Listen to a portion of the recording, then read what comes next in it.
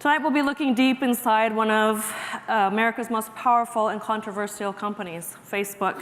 With a valuation of more than $546 billion and billions of users around the world, Facebook is a story of entrepreneurial pluck, breakneck growth, as well as enormous influence. Yet at the same time, the story has a dark side of fake news, interference in elections, addictive behaviors, and the mishandling of users' personal data. So questions. How did Facebook grow into the social media giant that it is today with more than 2.25 billion users daily? And at what cost and to whom?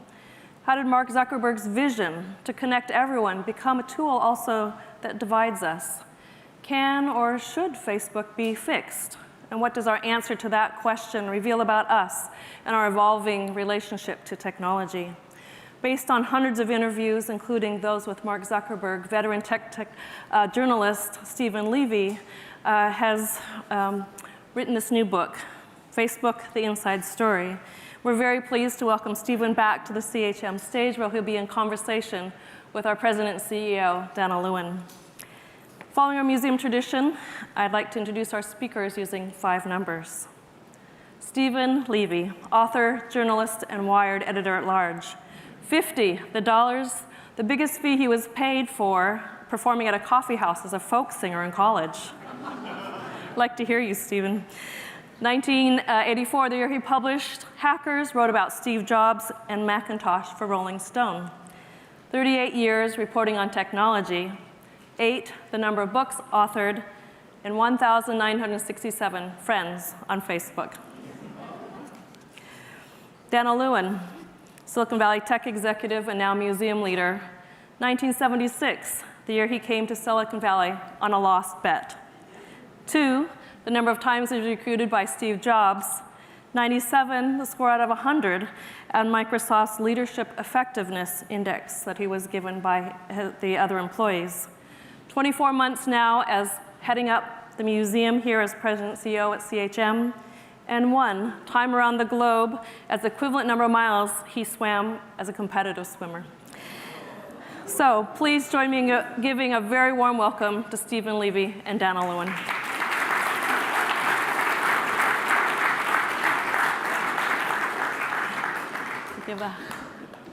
Yeah, everybody's doing it, right? All right. Well, thank you, Marguerite, and thank you, Stephen, and thank you all for coming out. There's a lot going on in the world these days, isn't there? The story and the topic tonight, I think, is prescient for all sorts of reasons, not the least of which was yesterday was the primary.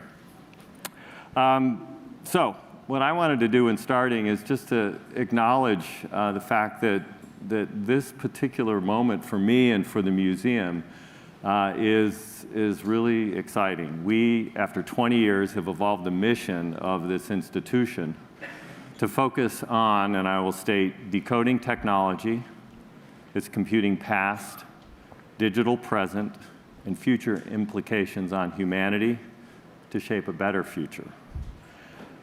And because this is really an opportunity for us to talk about the digital present, because in so many ways what you've done in this book is to articulate a framework for what really is sort of the life as we know it for so many people on this planet. So it's really an exciting time to think about that. And without that historical context, sometimes people can get lost. So I'm really excited to use this as really a moment for us to talk about this book, but also to put it in the context of what this institution is growing into in its new position. So thank you for your time on that, Stephen. Oh, thank you. And it's always great to be back here at the Computer History Museum. I've had great times on the stage, and thank you all for coming.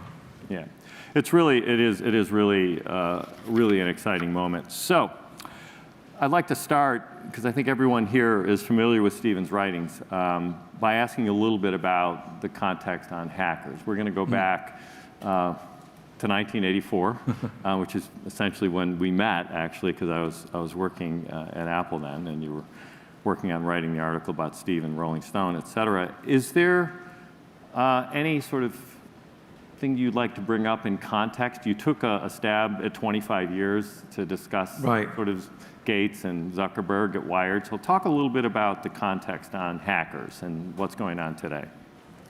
Yeah, you mentioned in 1984, I wrote that article, and Rolling Stone was up there, and published Hackers. And 25 years after the book was published, we put out a new edition, and I wanted to talk to some of the people who I spoke to originally, who were in the book, and also some people who, if I were writing the book at that moment, in 1989, or 25 years later, like 2009. Right, 2009. I would have spoken to for that book at that point. And Mark Zuckerberg was one of the first people that came to mind as someone, if I were starting a book about hackers in 2009, I would talk to him. And I wrote a new afterword for Hackers, and we ran it as an excerpt in Wired magazine, and got Bill Gates and Mark Zuckerberg to pose together for the cover. Right. And I hung out at that photo shoot. It was pretty interesting to watch the interaction between them. And I wanted to talk to Mark because what a hacker was, in some ways, was the same.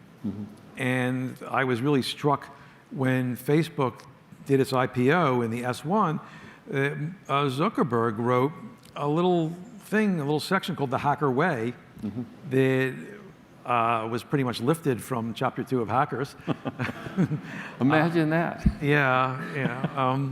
Maybe that's why the IPO didn't do so well.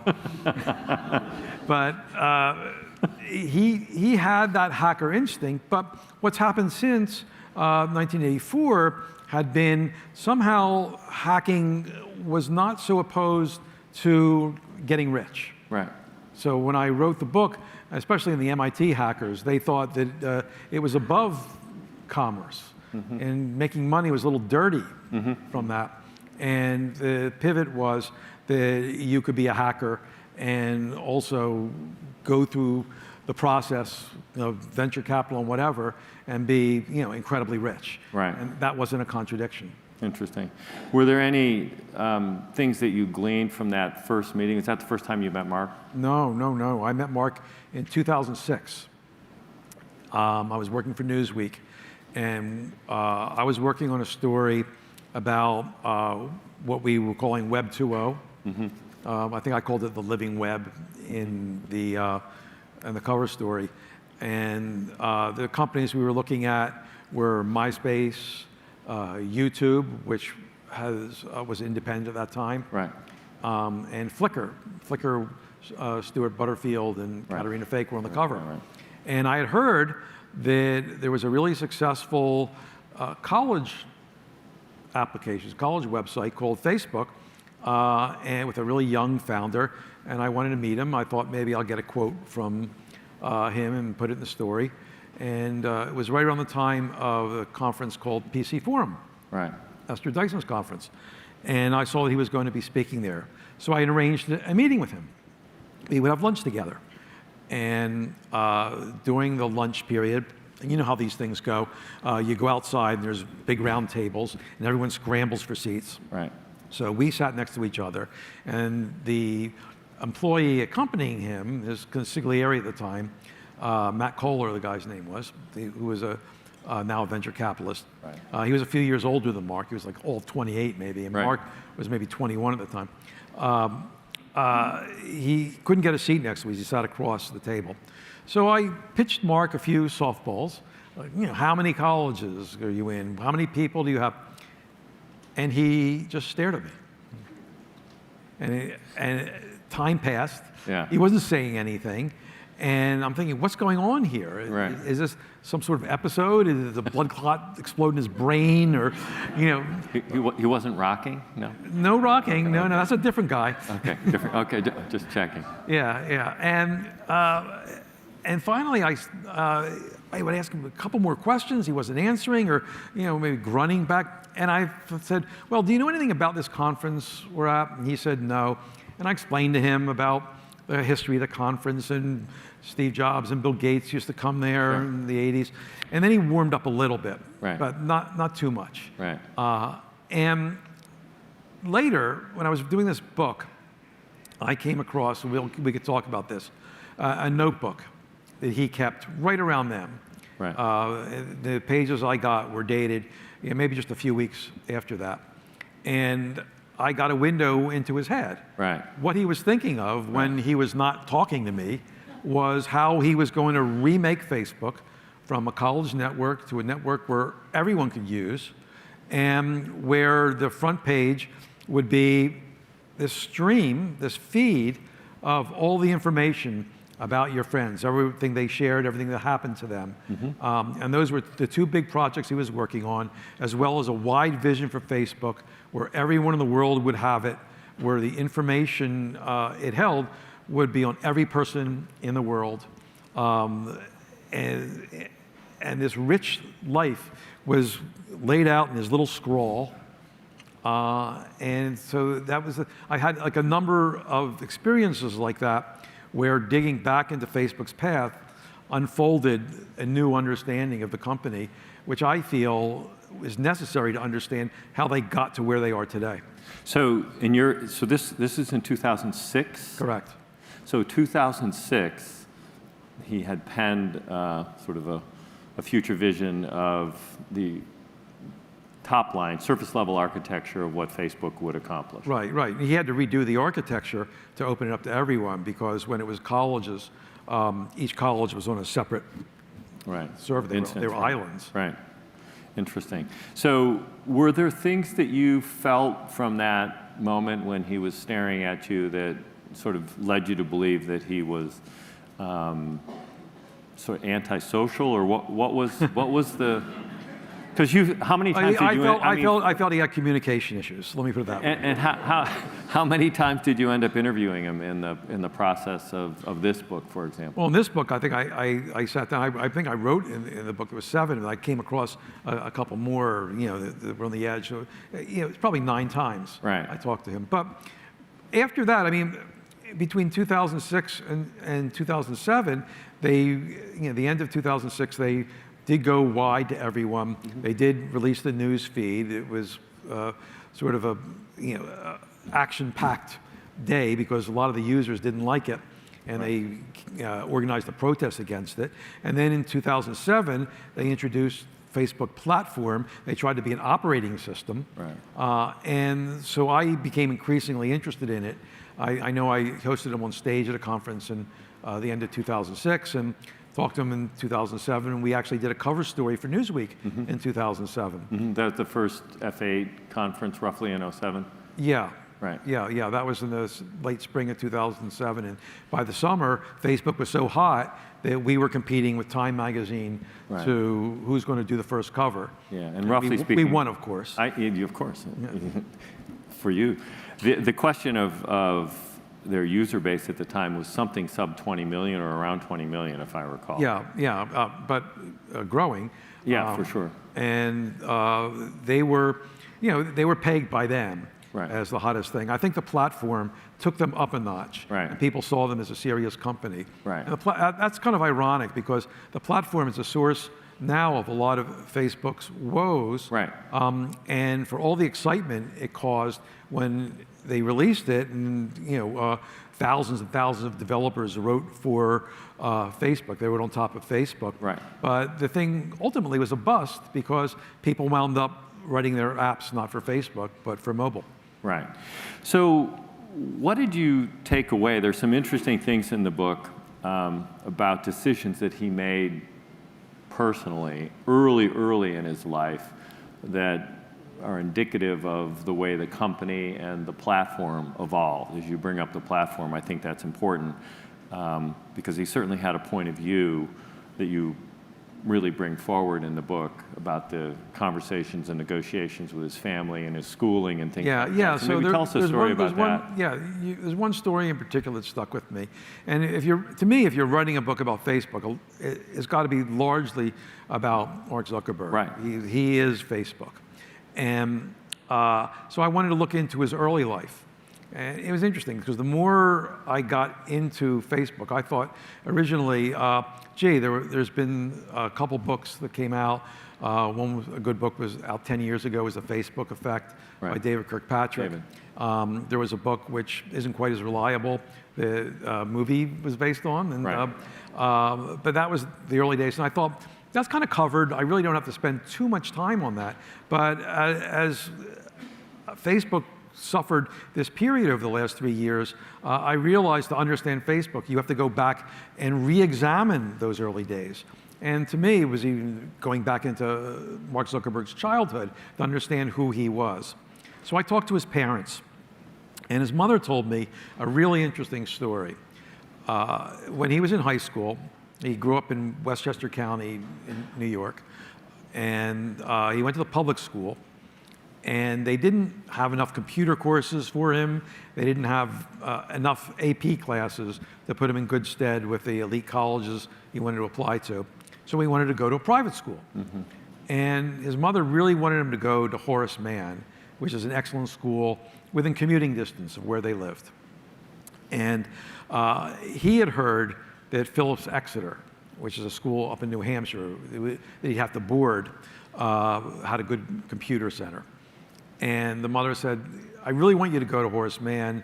Your sister is leaving home that year to go to college. I don't want to lose 2 children.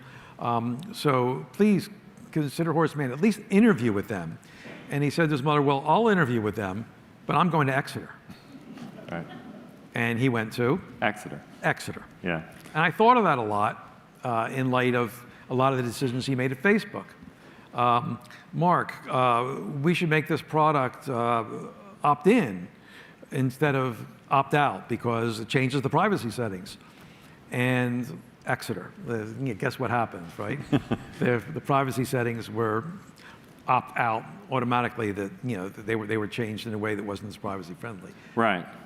Yeah, complicated when you look back at that. I do think there's some, as there was a historian we had on stage last week named David Kennedy from Stanford who made the comment that that history is an imperfect but indispensable guide to the future and the only mirror and measuring rod that we have for the present. So I think, your work and typically all of your writings have taken a deep look at the context from which current events occur. Were there any other things in his you write about them in terms of his interest in gaming and his interest in... Sure, the games he played yeah. look interesting and sometimes ominous in retrospect. He loved Risk, which is a game you all know. It's a board with a map of the world, and you take over country by country. The winner is the conqueror, right? His favorite figure in history, he was kind of a fanboy of Augustus Caesar. Warm and fuzzy, right? Right. And he took Latin. He was a passionate Latin student. Right. He played a computer game, Civilization. Right. Again, a game where you pretty much conquer, I guess, the universe or whatever. And so these were his interests. And then eventually, not only did he play games, but he created his own worlds and The system for it. and mastered software.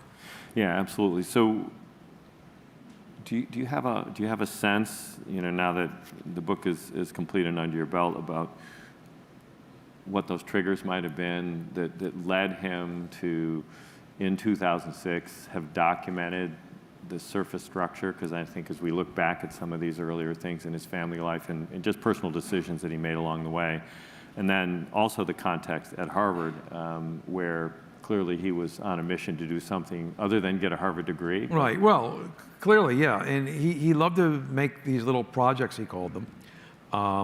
He had a project in Exeter with a fellow student called Synapse AI that was kind of a playlist software that supposedly used artificial intelligence to create your playlist. He wrote kind of an embarrassing introduction, to it when he released it, about seducing a Chinese girl or something. That Paul D'Angelo, Adam D'Angelo, who was his co-founder, co-creator of the software. Adam later became the CTO of Facebook, and then Adam left and started Quora. And but by his sophomore year, he was spending most of his time not going to classes, but sitting in the common room of his suite at Kirkland House, which is kind of the way Harvard refers to its dorms.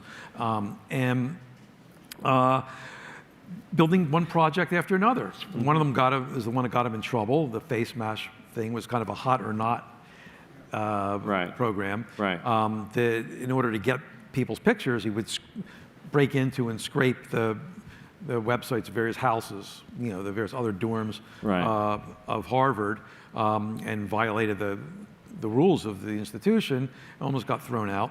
But there were other projects. One was to see what fellow students were in classes you might want to enroll in. So if you were thinking of going to a class and your friends were there, you might be more likely to enroll in the class, or someone you wanted to date might be in the class, and you could check that out. Right. So the thread for all these programs he was writing, it was something social. Right.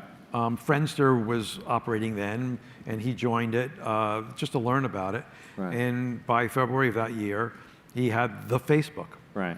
Yeah, that actually brings me to an interesting question. It's something I took away from reading the book, which is the sense, and I think it is safe. I don't think by any means are you picking on Mark in this book. You're really just describing the essence of what the company has become, which has been, based upon a vision and a motivation that he had to connect people.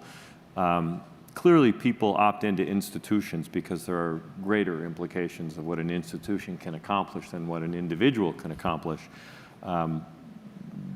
But there are all of the issues associated with the opt-in, opt-out, and the implications of what you give to be a member of a community and what you get in exchange for it. Large corporations oftentimes pay you well for those kinds of things, but when you join a social network, as this has been constructed, you're giving. The question is, what are you getting? And how do you think he saw that in the early creation of the system? Well, in thinking about it, he did what you saw on the Macintosh. He built something he wanted to use himself. Right. So when he evaluated what was going to work in a social network based in a college, he thought about, gee, what do the people, my peers, really want? They want to know about what's going on with, in my circle. They want to know people who my friends know, so I can meet them. Right. So what friends do my friends have who I'd like to meet? And so it was a grazing area where everyone would upload information to their profiles. After the Face Mash episode, he learned that to be on the good side of Harvard in privacy, saying, bring your own. It was all user-generated content. People decided what they would upload to their profiles. There was a certain amount of privacy built in. For one thing, in order for people to see what was on there, they'd have to actually go to individual profiles. And the other is that your parents could never see it because it was limited to the people in the harvard.edu domain. Right. So he figured this was something that would enhance the college experience. Now more recently, he said, oh, I did it because we were all talking about Iraq at that time, the invasion of Iraq, and that's ridiculous. So, I mean, I probably looked at every interview he's ever given about those ages. I've talked to people, his classmates, and everything. Not one person ever mentioned Iraq. I don't know where the heck that came from. Right. But, I don't think it was really until sometime around the time he was writing that notebook that he had that vision of this will be something to connect the world and start having ambitions, that were global and really coalesce into this Facebook mission to connect the world. Right. So how do you think the earlier social media ideas and sites played into that, or do you think he had a vision that was far beyond that to begin with? Well, he took the pieces that had come up. It was not the first social network. Right. Friendster was popular. Right. MySpace was out there. Right. A few years earlier, a lot of the founding ideas were in a product called 6 Degrees. Right. It was just too early, way ahead of its time. Right. So he used that grammar of social networks that you choose to make connections, and the connections drive your experience there, and did it in a way where things clicked. So you might draw the analogy from, say, Gates and/or Jobs going to Xerox PARC and seeing interesting things, and then going and building a new industry. But around it wasn't even that secret. You had to get into Xerox PARC and cut a deal. This was all out there. Everywhere, it's all out there. Right. And I tell the story. There was a patent lurking in there. The 6 Degrees people had. Yeah, you do right. Talk more about that. I think that's a good point for people. Yeah, the 6 Degrees people had a really valuable patent, and that company changed hands, and the patent came up for sale. And this was around 2005, I think, and or maybe even later in 2004. It was after he moved to Palo Alto, and Reid Hoffman heard about the patent being up for sale, and he joined forces with Mark Pincus, the entrepreneur who later founded Zynga, and to buy that patent. And they both funded Friendster, but they did not offer a partnership to Jonathan Abrams, who was the head of Friendster, because they were worried that he was going to weaponize that patent. They wanted to get that patent so no one would use it against other companies. Right.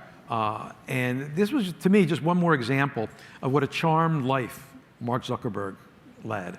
I mean, that he didn't even know about it, but the patent that could have killed Facebook, could have smothered it in the cradle, was taken off the table as something that could threaten him. And he didn't even know about it. Interesting. That, it's particularly at that stage, because intellectual property in and around software, was sort of the beginnings of, with Amazon and one-click, and more software patents were starting to emerge. That does lead into the next set of questions that I think people would be really interested in, which is, really the startup conversation. There have been lots of questions I think people that have followed Facebook are curious about relative to statements that I've read about, well, we could have built this in Cambridge, but they ended up in Silicon Valley. Right. And, how did the social network, quote unquote, in Silicon Valley help Facebook? In what ways do you think they, and Mark in particular, took advantage of the assets?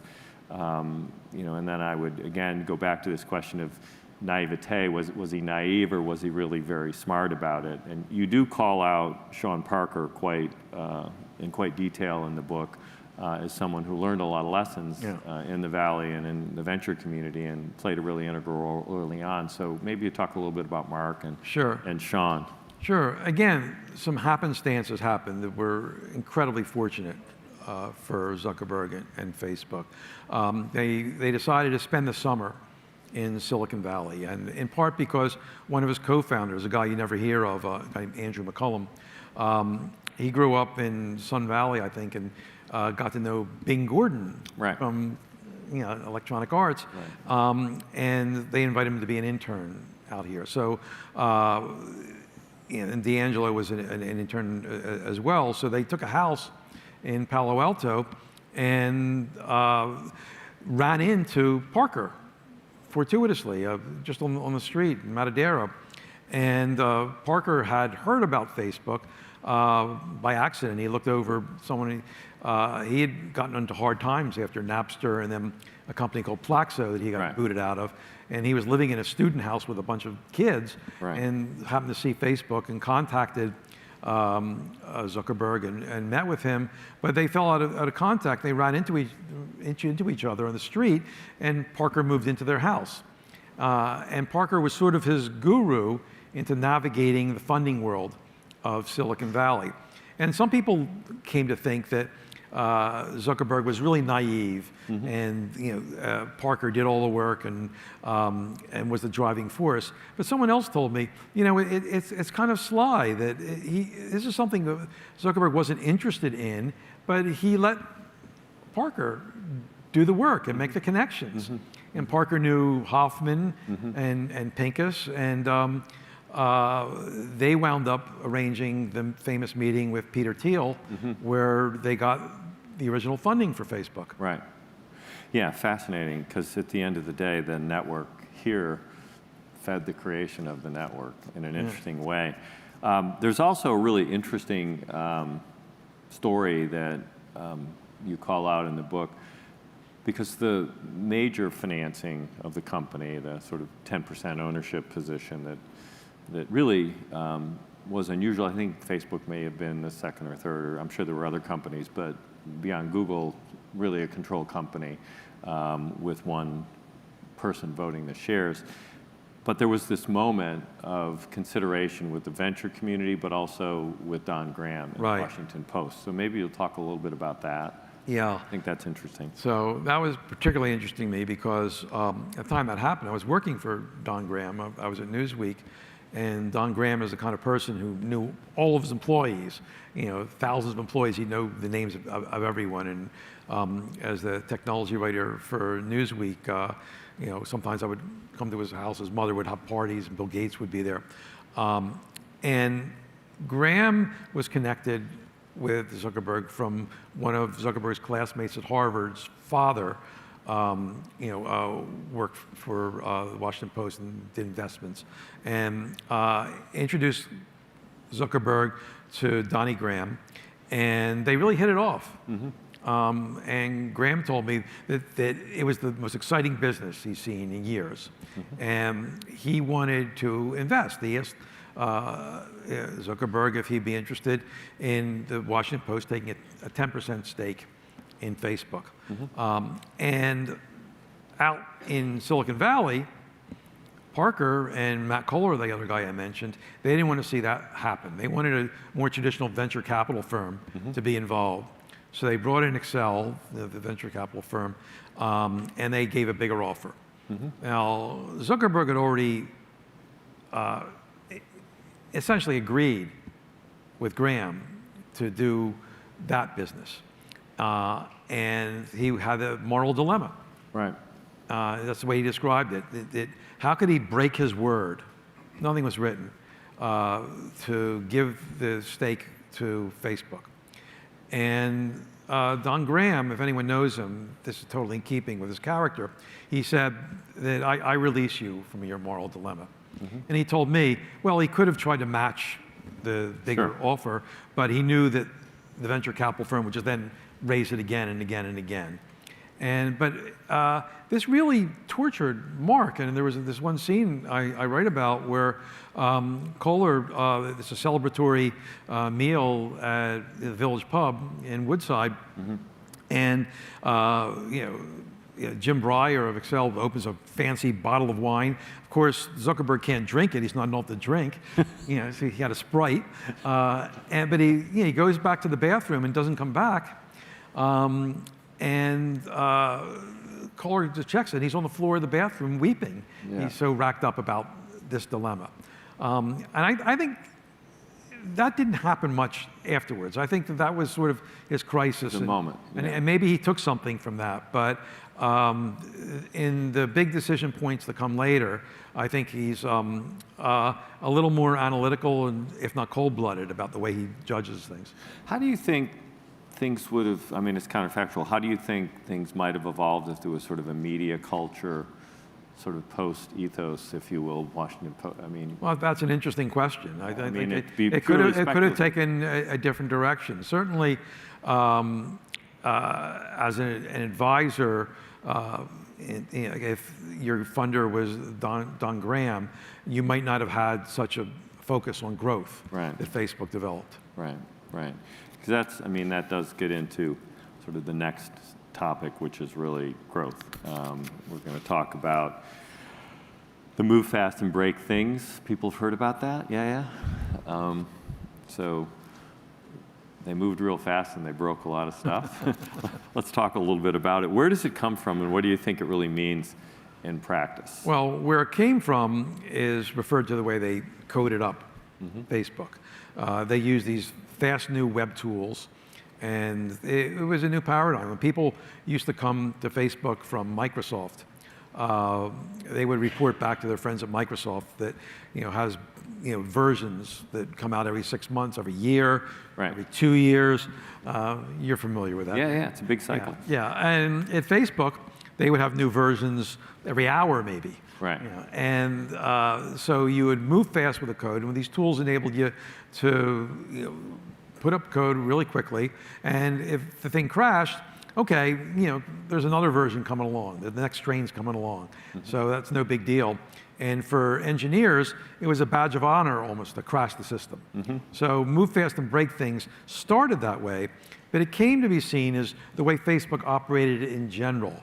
Putting out products that were on the edge, that if not, they might have worked in a technological sense, but they might have broken people's privacy models or their expectations. And if they push back, the idea would be, well, apologize for it and move on. Well,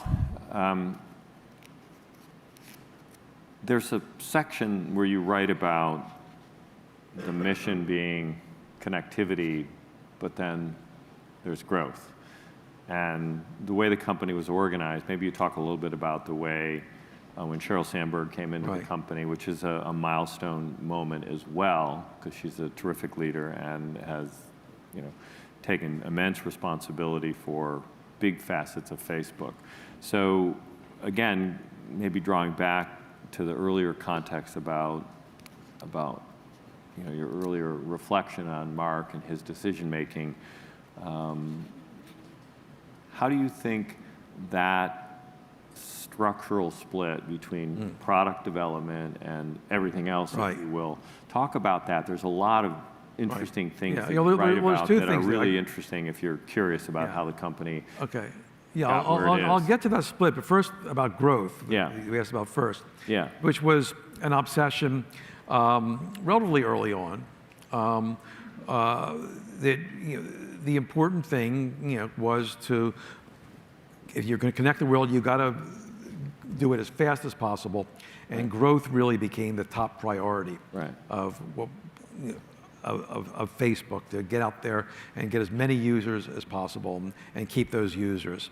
And the arrival of an executive called Chamath Palihapitiya.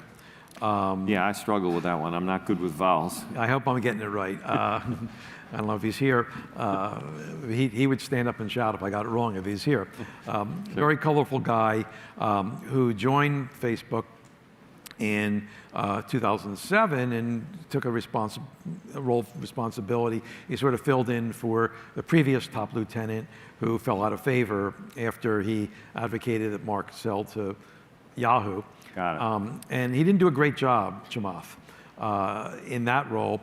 But when Sheryl arrived, he said, look, here's my Hail Mary. I want to start a team that's focused just on growth. And it's kind of like the Dirty Dozen, where he would pick the biggest and baddest people at Facebook to be on his team. They called it the Growth Circle. And he had this all-star team of kind of outcasts. And they pushed the boundaries of what was acceptable, to do anything and everything to build up growth.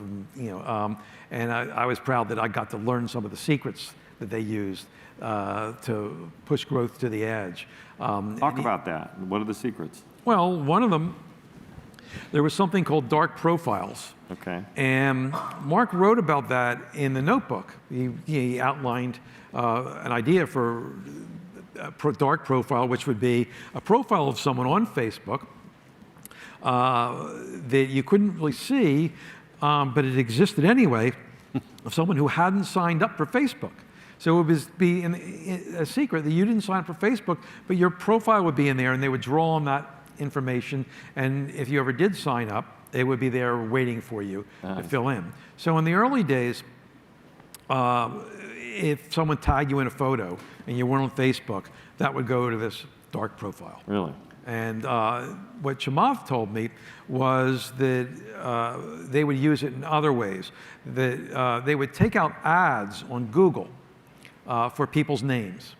And of course, what everyone does is they search for their own name on Google.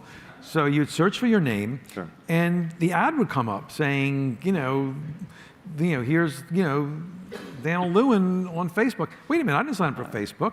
And you click on it, and there's their dark profile, and you might be tempted then to go that extra mile and sign up and join Facebook. And clean up the profile. Maybe, Yeah. So that was something, maybe not too kosher. They did a lot, but I think the masterpiece of the growth team is this product called People You May Know. Right. You all know the people you may know, right?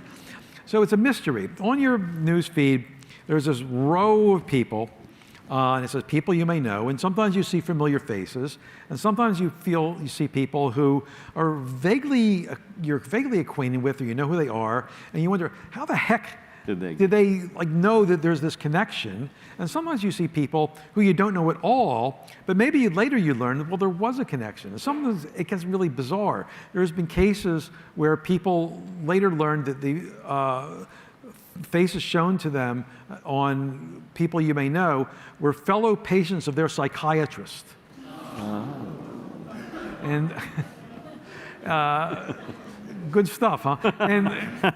And so I delved a little into, of course, some of the basic things they did, like scrape people's email, they saw the connection. Right. But it's like if you look at someone's profile, that might come up. Right. They know who you're close with. There's been a suspicion that physical location might have something to do with it. Right. There's all these elements that go into, this voodoo of people you may know.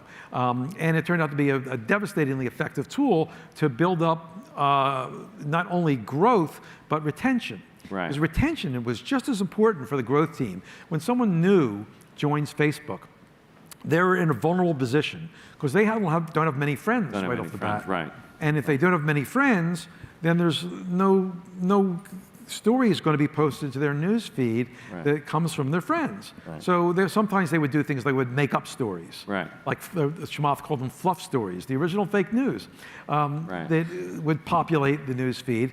But then the best way to do it would be to get friends in a hurry and to put those people up on People You May Know for users that Facebook figured out might be on your email connection or other connections. And how, did that scale internationally as well? Was that part of the strategy on growth? You talk a little bit about some of the country activities. Yeah. Well, for that, they would go into a new country. They might not know the language, but they would crowdsource the translation.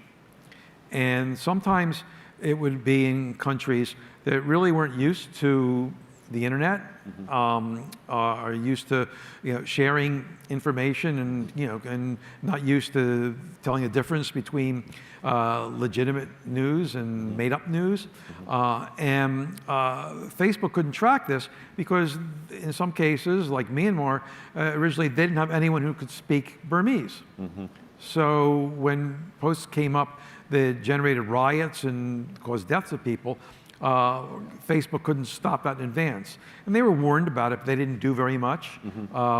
It wasn't until some of these problems came up in 2012, but it wasn't until 2015 that Facebook actually translated its rule book for what was an acceptable post into Burmese. Got it. Fascinating. So where did growth report? How does that play out in the way the company grew over time? Because you do profile that, I think, nicely over the course of the book, sort of the structural alignment and sort of proximity. Well, the growth, Mark cared about growth. So, so you referred to the split with Cheryl and Mark. Right. So Cheryl comes on in 2008. What a great hire. Yeah. She's an experienced executive, ran Google's ad product, one of the most successful products in history. Yep. She, knew how to build a culture, and I called her, it was like Wendy coming into the Lost Boys. She took out some of the dorm room, vestiges that were still around Facebook. And she built a sales organization, and she was in charge of pretty much everything Mark was not interested in. He wanted engineering, he wanted product, and Sandberg took the rest. And HR and lobbying, Washington office, policy, that was her domain. Yeah. And the way that operated was almost like two separate companies. She was, in essentially, the CEO of her domain, because she would be in contact with Mark. They'd meet at the beginning and end of every week. But generally, she liked it where she could take care of the problems in that organization, in Cheryl World.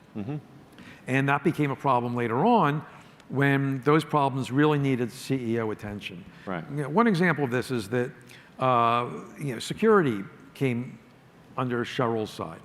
And the chief security officer reported to the general counsel, who reported to the policy guy, who reported to Sandberg. So there's all these steps there. And when all the trouble came, what the chief security officer had to report just did not get to Mark's side. As a matter of fact, he told me he never had a one-on-one with Mark Zuckerberg. So this is the chief security officer. Right. Yeah. Yeah, it's interesting in large companies as they grow how the organizational structure sort of begets certain behaviors. Were there things that, as we get into the election, which will really be the next section, are there things that, again, with hindsight, as you followed on and bringing the book to close, did you feel like they were aware of the sort of the exclusivity of these domains and how it caused the issues? And do you have a sense, just to foreshadow? Well, I don't think until after the election. So let's just go right into the elections and talk about they realized that and really until after they began to suffer the consequences of the election, when the hammer came down on them and the problems just blew up. Right. Then they realized that that information flow should have been more free. Right. So let's talk about 2016 and the Facebook effect in the elections. It was a period, just on a personal note, where I was involved in working at Microsoft and had technology for both sides of the aisle. So it was all database work and machine learning work, but not the data. So I was pretty familiar with a lot of the things that you wrote about. And I think people who've been tracking what has gone on and led up to the issues in the 2016 election will recall Cambridge Analytica. We actually had a program on stage here a little while ago where we talked about that, people from The Guardian. And I think if you want to talk a little bit about the genesis of that, and in particular, it wasn't just like 2015 and 2016. So let's talk about where it started. Yeah, okay. So Cambridge Analytica happened, I concluded, in 2010. 2010. And that was when, remember we talked about the platform. Right. So the platform is one where the thousands of software developers would create programs. Yeah, they build programming interfaces. And that program could be just a survey. Right. To post a survey on there and get the results, you would sign up to be a developer, and they give you an API that you could tap into the information. And in 2010, Facebook released a new API for its platform. It was called Graph API V1, or the Open Graph. And they gave more information than ever to outside developers. At the time, they were introducing a feature called instant personalization. The idea is that you can go to someone else's website. One of the first three was Microsoft, actually, and bring your whole social network with you. And so the way that worked is when a user signed up for one of these apps, they would get a quick terms of service that they wouldn't look at, which would basically allow that developer to get all their information, but not just their information, but the profiles of all their friends. Right. So each user of Facebook has an average of 130 friends. Right. So you don't need giant numbers to get bigger and bigger numbers. Yeah. So I mentioned surveys. So some academics figured out this is like nirvana for research, because we could get huge numbers of people and learn about them, and what they do, and run these tests, run these on them, do the research.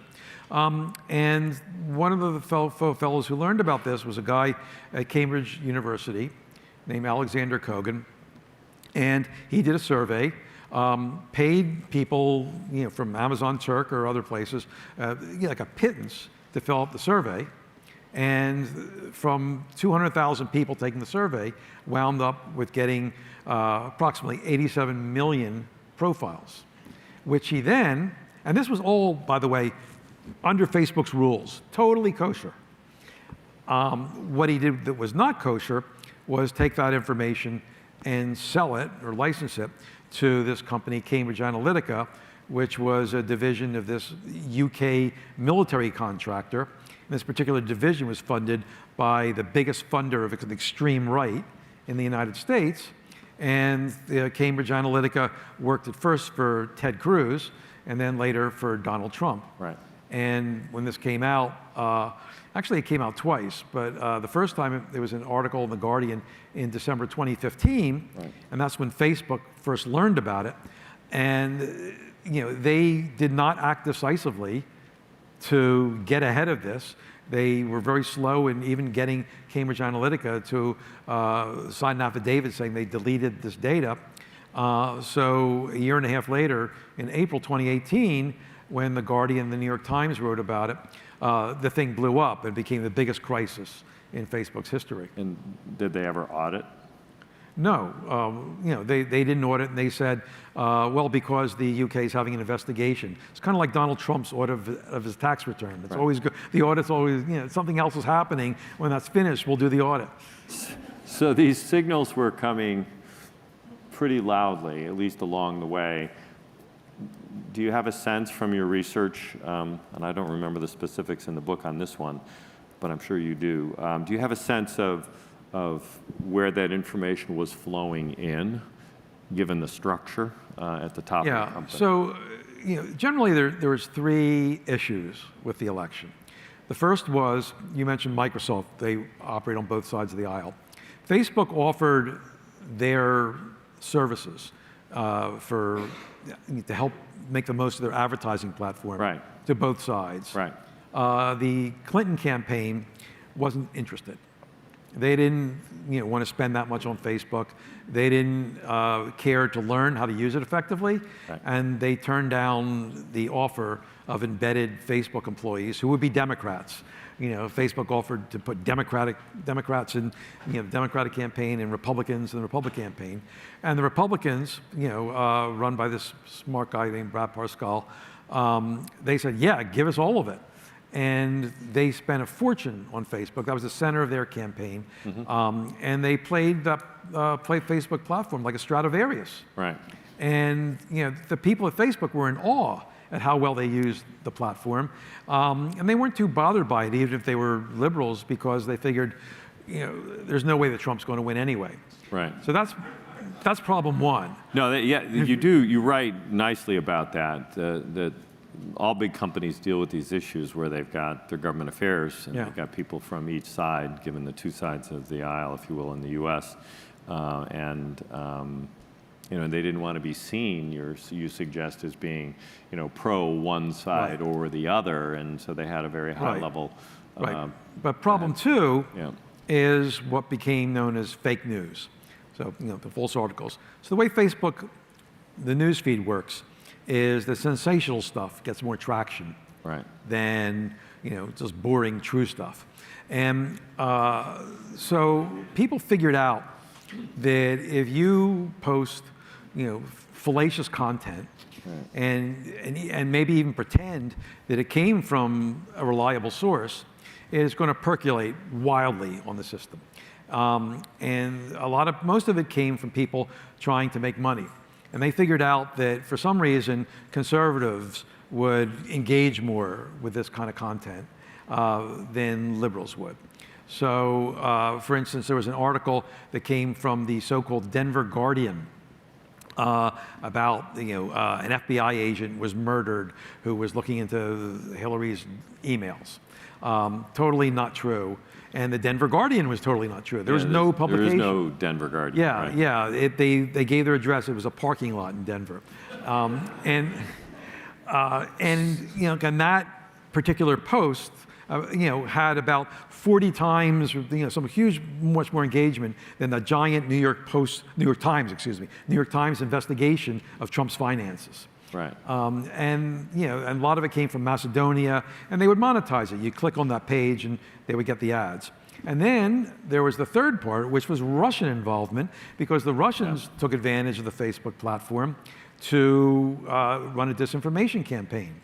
Now, Facebook knew about problem two, the fake news. Right. And they couldn't miss it because it became an issue during the last few weeks of the campaign. Obama was like talking about it and telling Facebook to do something about it during campaign stops for Hillary.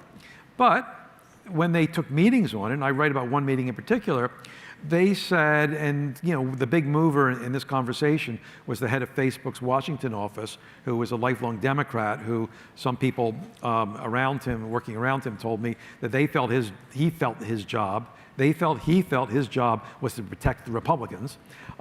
He said, we're going to leave it alone because we don't want to put our finger on the scale, and besides, the conservatives would say we're trying to tilt the election, right, towards Hillary. Right. Actually, it was a tilted playing field because of that fake news, right, and by doing something about it, they would be leveling it. But they did nothing. Right. So they saw these things, but no action. No action. You document that in pretty good detail, and it's fascinating. Do you think there are lessons learned on that front?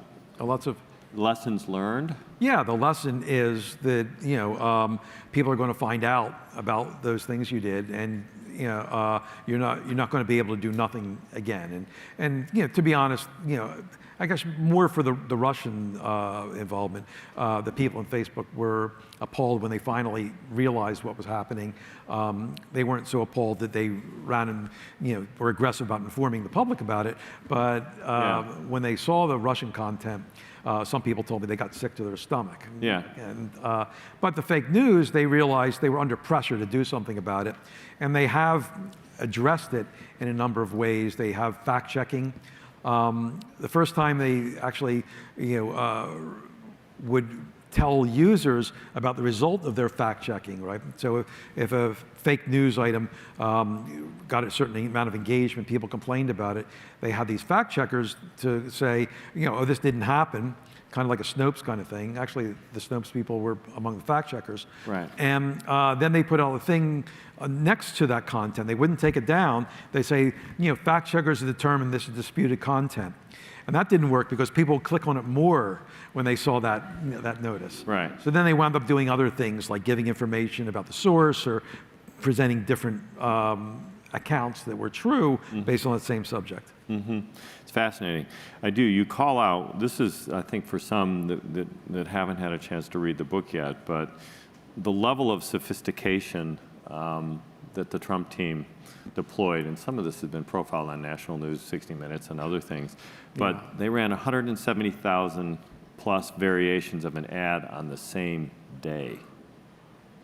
Yeah, and they would find out what issue you're engaged with. Yeah. And then if they concluded you weren't going to be voting for Trump, then they would switch, because they had all this data, on people to figure out what buttons to push to get you to not vote. Right. Right. Fascinating systems. Thank you. Great. So, given where we are now, and sort of the aftermath of the election, what do you think that they have been doing well to help rebuild trust? I know they're investing, you document this, investing in a huge percentage of their headcount that's associated with checking and coordinating things, both for the election, but also broaden it a little bit beyond the election to the international front. Well, there's all sorts of offensive content on Facebook, violent content, bullying, and they have this rule book. I describe how the rule book evolved from sort of an ad hoc, just a sheet of points that the customer support people use, to now an organization that has tens of thousands of people all over the world, looking at content all day and judging it, whether by the rules it's up or down. They've brought down fake news. They've addressed some of the issues about how the platform was attacked during the election. They've been more successful in subsequent elections, but the platform is still the platform, and they still don't take down fake news unless they know the account is inauthentic, and they have this extra problem now that they don't even fact check political ads. They let that proliferate, and they aggressively push that as people pay for it to people's news feeds. So while they've made progress, some of the basic problems still remain. And I think I wouldn't be surprised that there are still problems in 2020. We have a little bit of time now to think about the sort of the global and the language issues. Would you talk a little bit about where they are on that? Because you've watched the progression on that front. Sure. Take into some of the audience questions. Yeah, well, they've hired speakers of different languages. They're looking more aggressively for movements to spread violence, or oppression. They've taken down, I think it was 2018, they finally took down some Myanmar stuff. And it was like, what took you so long? So they're doing more, but the problems persist because Facebook is unprecedented in its scale. There's never been a social network like this, that it spreads so widely. And what I tried to do in the book is explain how Facebook evolved into something that was originally meant how you would keep up with your friends, with people you knew, with people on your social network, what Zuckerberg used to call the social graph, into something where people were getting their information from it in a wide sense. And which brought problems that were essentially insoluble. So Facebook painted itself into a corner where if they're too aggressive about taking down content, they're censors. They're not aggressive enough, they're circulating dangerous information. And so Facebook wants us to be sympathetic to them because they're in this dilemma, but I go back and say, hey, this is how you built this. You painted yourself into this corner. Right. Yeah, there's the, I think it was probably Intel, had the fundamental philosophy that you have to design in quality, you can inspect it after the fact. So how do you see the sort of the evolution of the company, given the model that has been created? Do you have a sense that there will be changes in the structure in any particular way? Well, the big change, and we haven't talked at all about Instagram and WhatsApp, and their messaging strategy. The big change is that Zuckerberg says there's going to be more of a focus on these messaging apps, which originally for Instagram and WhatsApp, after he bought them, he promised the founders that they would have some degree of autonomy, some independence, and that was one reason why they sold to him. Another reason was he threw an incredible amount of money at them and wouldn't let him out of his house till they agreed. But he basically forced out those founders by taking more control, and he sees this as sort of the spear which he's going to take Facebook into the future. Yeah, I mean, that is sort of the last area before we get into the audience questions, is the kind of the growth strategy and the acquisitions. So you mentioned WhatsApp and Instagram, and those are reasonably powerful additions. Almost unreasonably powerful. And therefore, talk a little bit about the implications. Well, when he bought these, he said they're going to run them independently, and Instagram was run brilliantly by Kevin Systrom and Mike Krieger, and with the help of Facebook's resources, as Zuckerberg would increasingly point out in the last few years, they built it into something that's arguably a more valuable product than Blue, the main Facebook application. But with this new strategy, Zuckerberg essentially pushed out those founders by taking more control of it, by starving them of resources on their own. And the WhatsApp people, who got much more money. Instagram was $1 billion. WhatsApp was $20 billion. Wow. And he was, again, got aggressive in taking that under his control.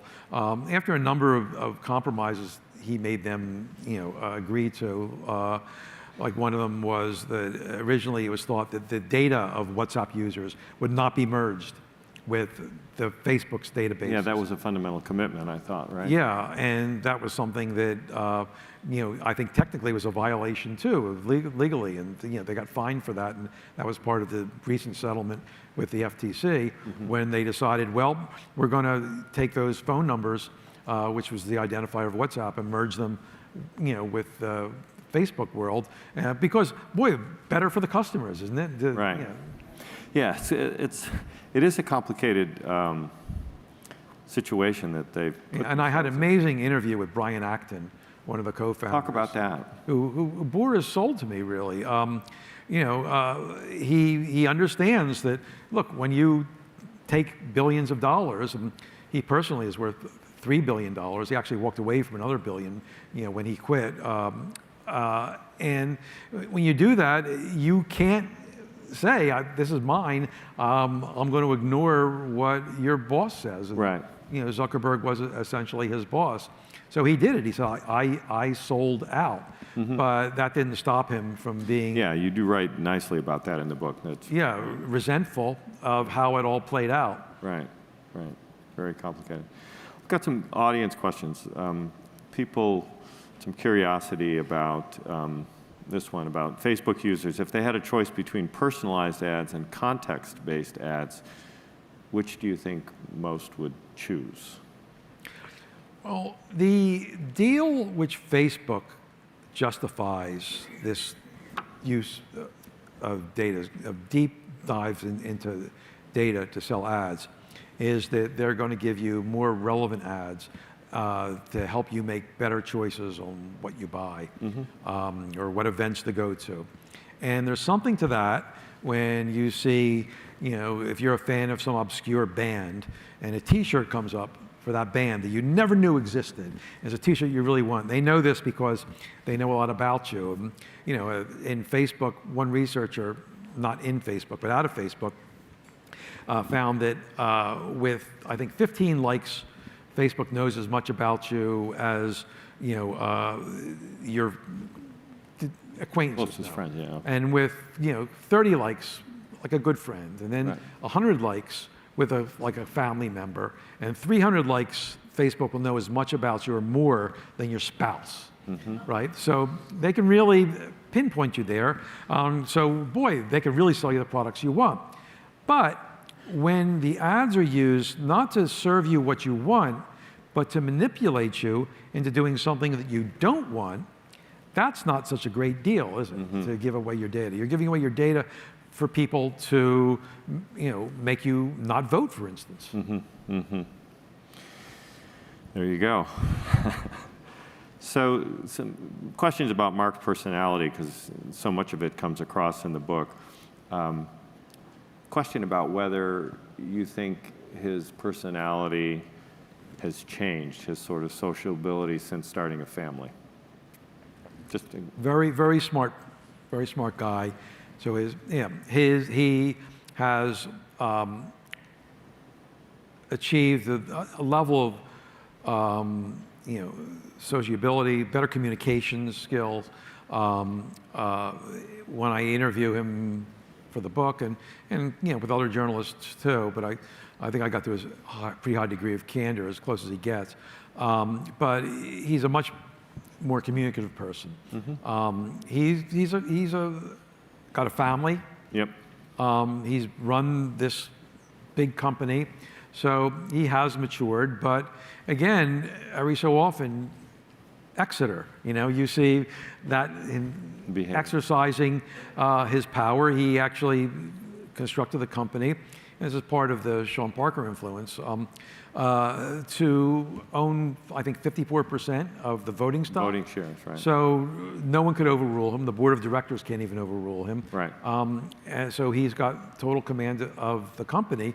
And about a year ago, he announced to his management team that from then on he was going to be no longer a peacetime CEO, but a wartime CEO. Right. I don't think he was ever a peacetime CEO, but the wartime CEO, and this is the terminology that Ben Horowitz wrote up first in a blog and then his book. But that meant that he might not consult as much with people before making the decision that he makes. Got it. So, Cut to the chase. Yeah. Speaking of control and companies, this is a good question from the audience, and I didn't notice it in the book. You make no reference to the investments from Uri Milner into the company. Did you have any insight in your research to that and the implications? Well, I mean, it's not so much a Facebook specific thing. I don't think it had an influence on the company. You look at the book, you think, well, something in there. How did he miss that? But there's plenty I actually couldn't get in there. No doubt, right. That book. And just for those, Uri Milner happens to be a Russian and invested a lot in a lot of the early social startup companies. So it was a relatively late stage investment. I do talk about the Microsoft investment. Right. When they invested $240 million for 1.6% of the company in 2007, it was regarded by some people as lunatic. Right. Because, how could Facebook be worth $15 billion, which was the valuation at that level? And, and even as smart a person as Kara Swisher said that this is ridiculous, it's dumb money chasing Facebook, which compared to Google is a lemonade stand. Right, yeah. And then that stake became worth $8 billion, by the way. I know, I was there. And some of that fell to you, the analyst? No, not in the least. No cut. Not in the least, not in the least. But I was spending time in startup land and working with the venture community, and was at that first API conference and other things. That's where I met Mark. And there was clearly something there. No one knew it was going to be this. And I don't think, with all deference to everything that you appropriately critique in the book, the cat got out of the bag real fast. It's really hard to imagine they could have done things all that much better, because it was just escalating so quickly. And the growth was clearly the mantra. So there's a question about, it's an interesting one, given the oversight and the lack, in some cases, of adherence to the regulations and the mandates or the edicts. Yeah, we've got two, FTC. Yeah, there's two FTC. So if they were going to break things up, what do you think might happen? This is a speculative question. Well, I mean, it's not a it's not a secret that basically they're under investigation by the Department of Justice, the FTC, specifically look, and every attorney general in every state, basically, I think 47, and European, oversight, and they focus on one solution, one remedy would be making Facebook split off Instagram and WhatsApp from the company, being entities. Now, again, from Microsoft, we know that they had their antitrust trial, and they had a ruling. They had to break their stuff apart. And what happened was that some other administration came and made a deal. But these things take years. So one other company that Zuckerberg bought, we didn't talk about, was Oculus. Right. And he bought it because he thought in 10 years that might be the next platform. So I think probably by the time we're all walking around with headsets, would be the time that they manage to break up Facebook, if they do, because these things go very slow. Yeah, they do. And what will happen is that, as with Microsoft, it'll have an effect on Facebook, because Facebook won't be able to buy the next Instagram. There's no way Facebook could ever buy TikTok under the current regulatory regime. Right. Yeah, no, those things are absolutely true. They change the behavior and the patterns.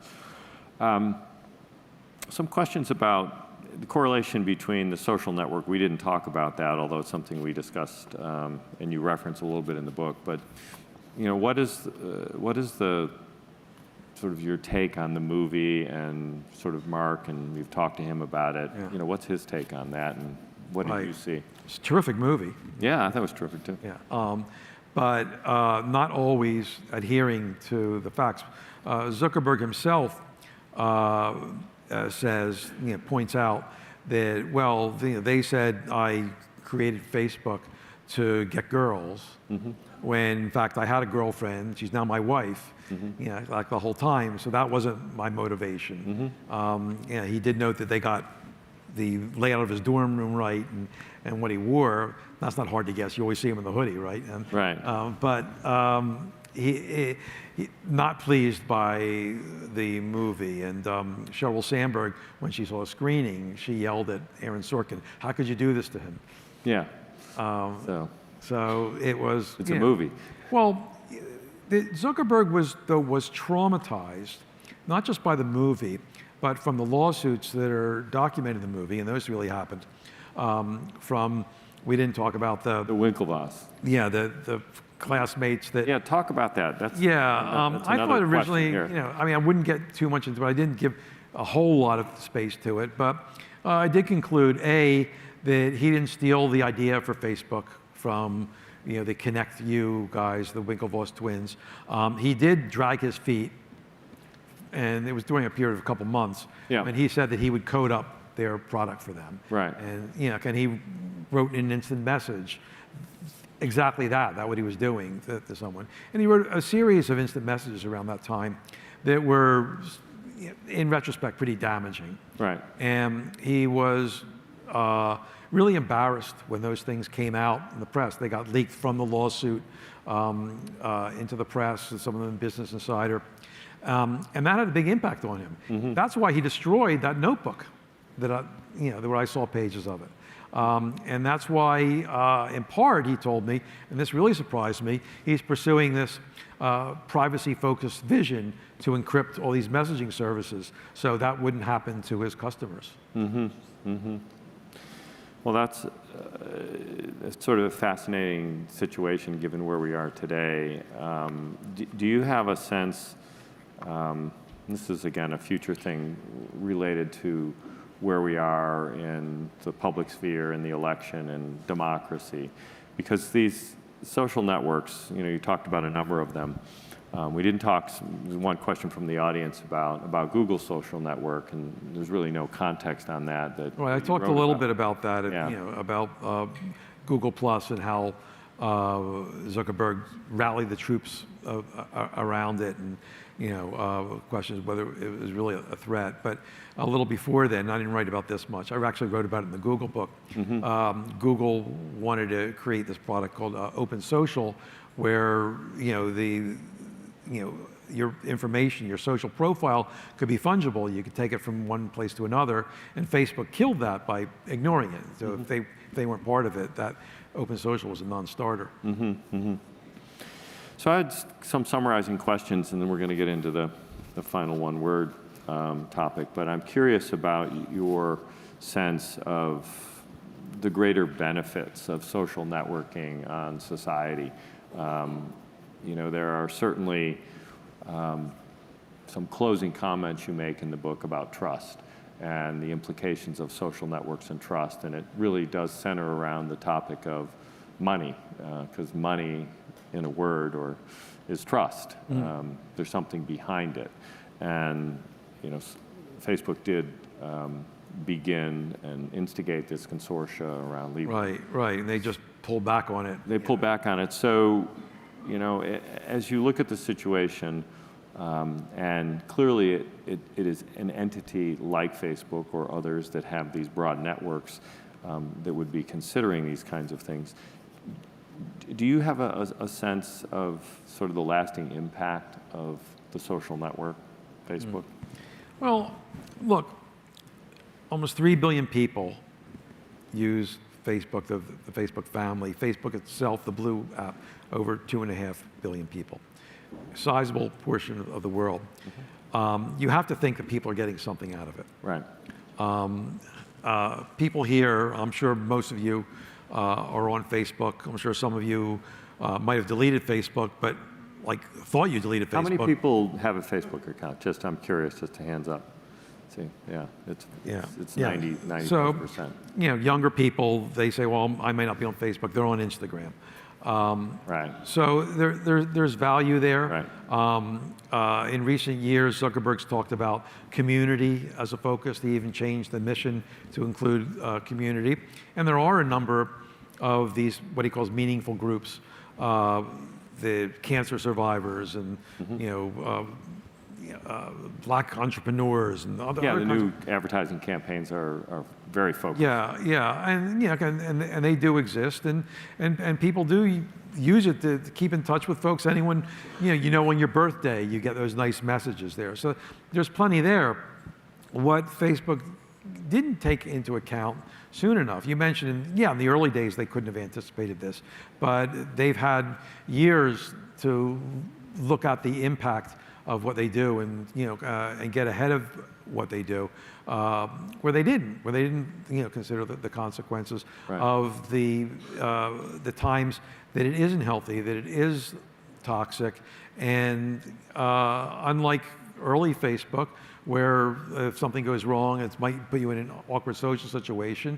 You have things now where people get bullied, where there is violence caused. So it's not like a bumper car accident; it's more like a plane crash. Right. And you have to take more care to avoid that from happening. In some areas they've been successful. They're pretty successful using artificial intelligence to get down terrorist content. But in other things like hate speech, they just have like a long way to go. Yeah, I mean it's when you think about the broad implications of technology and networks in general that cross political and social, geopolitical borders, basically.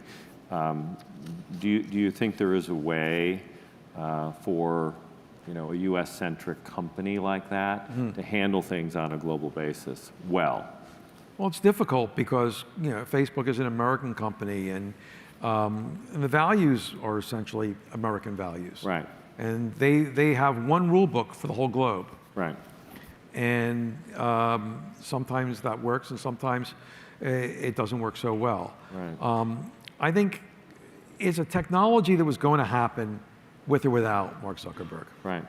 And maybe without Facebook, we would have seen some of those problems. So, in a way, Facebook stepped into the circle, and we all judge it. Certainly, Right.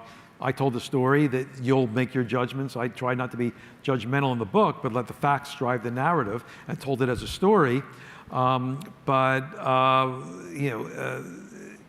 This happened to be the company that grabbed this concept and spread it At this moment. throughout the globe.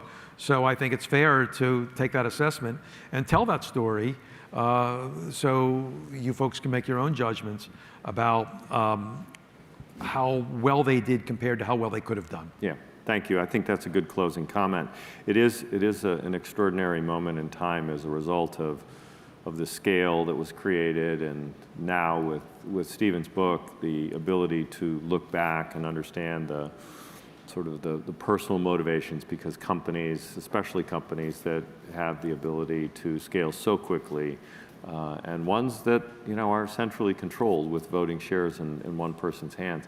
The fact is that you've done an extraordinary job of looking at historical context, interleaving the time-based decisions that were made.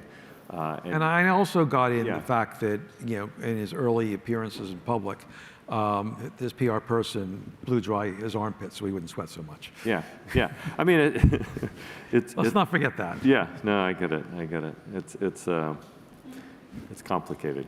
There you go. So we have a tradition here at CHM, and it's associated with one word, and you probably noticed it in the hallway on the way in. And we asked all of our guests to write down one word of advice to an aspiring entrepreneur or an innovator of some sort to help guide them on their career. And we'll ask you to do that right now, Stephen. If you'd share your one word, you've got your card Okay. right here that you could hold Where's up. the card? Oh, there we go. And give us just a little story about why that's your one word. Sure. So here's my word. Imagine that. I'm a journalist, and this is the bedrock of what I do. Yeah. I learned that any story I write, I have to approach with smothering my preconceptions, killing them and dead, and opening myself up to what the truth is and what I'm doing. And sometimes it takes a while. It took 3 years here to uncover what I felt was the truth about Facebook and let that truth create my narrative.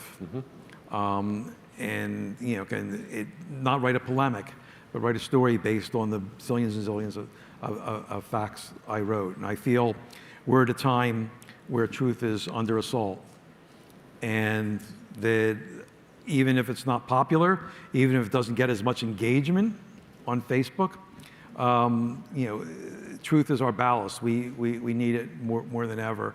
And there's a lot of journalists who do pursue it, thank God, and it's important. And I think for entrepreneurs, people in business, they have to be cognizant of what truth is. They can't let numbers, their goals of the numbers, or their fantasies of how well things are doing, drive what the company is. They have to hear the bad news. And the great entrepreneurs always say, I have to hear the bad news. Absolutely. Don't keep that bottled up. And I think Facebook, for too long, ignored some of the truths that were happening on its platform. And that led it to some of the problems that they have now. So, please, truth to all of you. Yeah, thank you for what you do, Stephen.